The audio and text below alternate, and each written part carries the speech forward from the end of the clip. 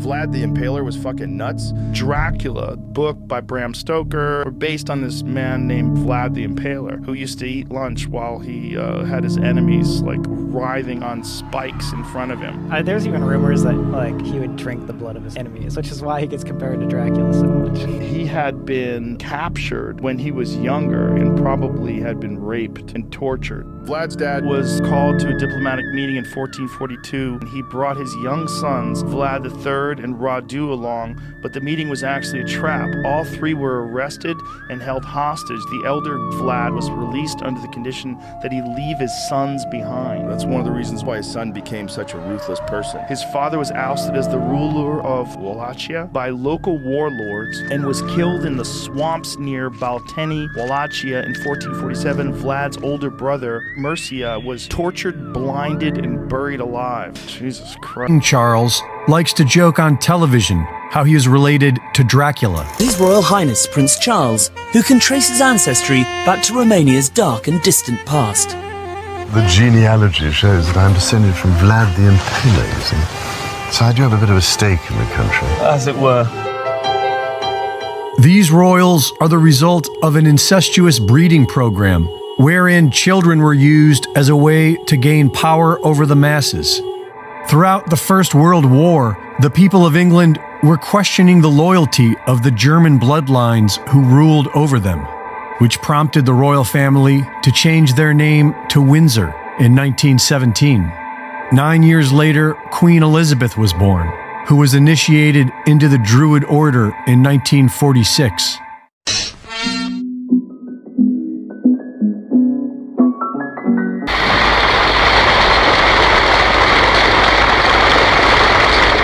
Wearing the emerald green robe of the novitiate, the princess's name is added to the roll of bards.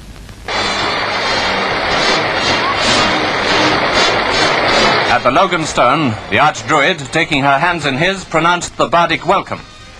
Elizabeth of Windsor.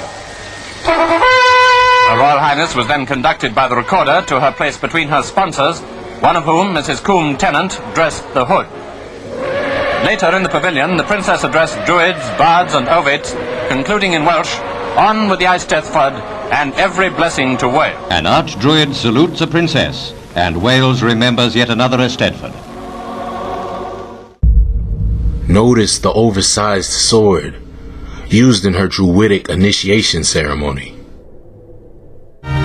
Now the new Archdruid, the Reverend Dufnelt Owen, kneels beneath the grand sword of the Gosseth.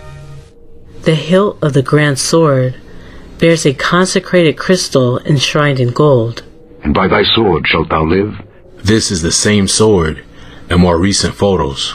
It's clear that this sword could not have been wielded by a man of normal stature, but was fashioned for the hand of a giant. There were giants in the earth in those days, and also after that, when the sons of God came in unto the daughters of men, and they bare children to them, the same became mighty men, which were of old, men of renown. Now the new Archdruid, the Reverend Dufnelt Owen, kneels beneath the grand sword of the Gosseth. The Druid's crystal is pointed directly toward the initiate's so-called third eye or pineal gland. This ritual is exactly what we see at Marina Abramovich's Crystal Wall in Ukraine.